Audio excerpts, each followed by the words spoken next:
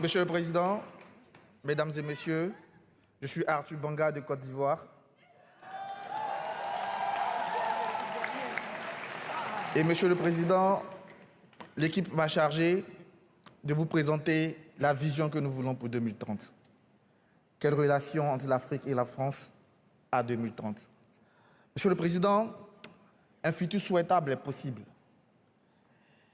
Imaginons un instant que nous sommes en 2030 et qu'en 2030, la France a assumé son histoire dans la relation Afrique-France. Dès 2023, la France est enfin sortie du déni. Elle a reconnu sa responsabilité sans tomber dans le piège de la recherche de la pureté. Monsieur le Président, le travail de mémoire de l'esclavage et de la colonisation est enfin permis. Les œuvres restituées sans argument normatif de conservation du patrimoine public, ces œuvres-là participent de cette réparation, Monsieur le Président. Elles nourrissent cette nouvelle relation parce qu'elles circulent dans et hors de nos musées en Afrique comme en France. Monsieur le Président, cette reconnaissance permet ainsi de créer une collaboration plus apaisée, constructive entre nos peuples, mais plus important, entre nos jeunesses. Monsieur le Président, à la fin de la décennie, la relation Afrique-France est équilibrée. Elle est équilibrée car les imaginaires ont évolué, entraînant de vrais changements relationnels. Ils ont d'abord évolué avec le vocabulaire. L'attention toute particulière portée par la France aux éléments de langage et à la posture pour sortir du rabaissement, conscient ou inconscient, ont permis en 10 ans de changer les choses, les mots et les actes de la relation. Monsieur le Président, on ne parlera plus d'aide ou de développement, mais de partenariat et de co-construction.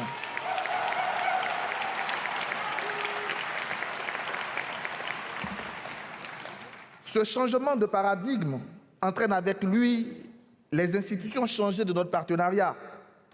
Elles ont changé de dénomination pour épouser l'ère du temps, l'ère de notre temps, l'ère des relations d'égal à égal. À cette date, Monsieur le Président, la relation est vivante. Elle est vivante parce qu'elle est portée par de nombreux acteurs. Bien sûr que la France a encore son réseau de femmes et d'hommes qui assurent les relations diplomatiques avec des représentants officiels des nations et surtout des institutions panafricaines. Mais elle compte aussi sur d'autres acteurs, ceux-là dans cette salle, sur ce banc, ces acteurs en charge des questions de démocratie et de défense des droits humains. Les programmes partenariaux se font avec cette société civile qui est désormais reconnue comme des interlocuteurs crédibles et légitimes. On est sorti du brouillage des pistes grâce à la mobilisation des partis civils et des jeunes qui réfléchissent ensemble par-delà la Méditerranée à leur interdépendance dans une relation qui vit. Monsieur le Président, le rapport du professeur Achille Mbembe nous propose un fonds de la démocratie. Il serait peut-être intéressant, où nous devons même orienter ce fonds vers la société civile, qui doit être reconnue officiellement et avoir une place de choix dans la direction de ce fonds pour la démocratie. En 2030, Monsieur le Président, notre relation est débarrassée des scories symboliques d'une époque de domination révolue. Monsieur le Président, le franc CFA et ses réserves associées sont un lointain souvenir, puisque l'Afrique a désormais sa propre monnaie, une monnaie qu'elle gère en totale liberté. Monsieur le Président, les bases militaires françaises sur le continent sont fermées et elles auront laissé la place à des armées autonomes. Monsieur le Président, les interventions militaires décidées au gré des humeurs françaises pour soutenir des régimes amis font désormais place à des mécanismes de sécurité collective de l'Afrique. En 2030, dans l'ère du numérique, L'open data imposé à tous les acteurs de la relation permettra un véritable fair process pour une totale transparence sur les flux humains, financiers et de ressources. Couplée à une communication sur le territoire français, cette approche permettra de réconcilier le peuple français avec l'Afrique. Monsieur le Président, les diasporas que vous appelez affectueusement cette part africaine de la France, représentée ici par Mme Moreno, par Lova, par Sandrine, ces diasporas-là auront la capacité de diffuser cette approche sur un territoire maillé de maisons du génie africain que nous propose Achille. Monsieur le Président, cette dynamique, j'en suis sûr et nous en sommes sûrs, induira des succès. Mais il y aura des échecs, Monsieur le Président. Il y en aura. Sauf que ces échecs, sur ces échecs, la posture de la France aura changé. Ils seront reconnus comme tels.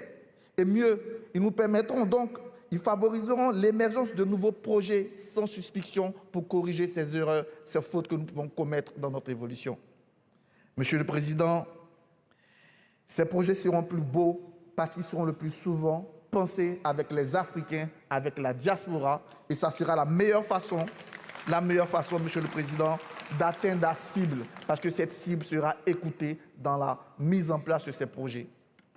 Monsieur le Président, nous pensons qu'il est temps d'arrêter les discours, moins de grands discours, plus d'attention aux besoins des populations, plus d'écoute à l'objectivation des résultats. Et cela va entraîner une co-responsabilité plus forte entre partenaires, je dis bien partenaires, français et africains. Monsieur le Président, en 2030, comme on l'a dit tout à l'heure, notre continent est jeune, il est plein d'espoir. Et donc en 2030, l'Afrique sera une source d'innovation et de solutions. Solutions fondées sur la nature, pour elle-même l'Afrique, mais aussi et surtout dans ces moments que nous vivons, ce sont des solutions pour la France et pour tout le reste de l'humanité.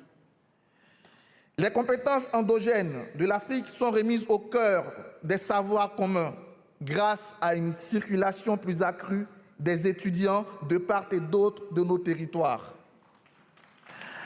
À l'équivalent, on revient encore aux propositions d'Achille, à l'équivalent d'un programme Erasmus africain, à des campus multidisciplinaires et multiculturels accueillant des étudiants d'Afrique et de France, à des partenariats de recherche équilibrés, favorisant la montée en puissance de centres de recherche sur le continent.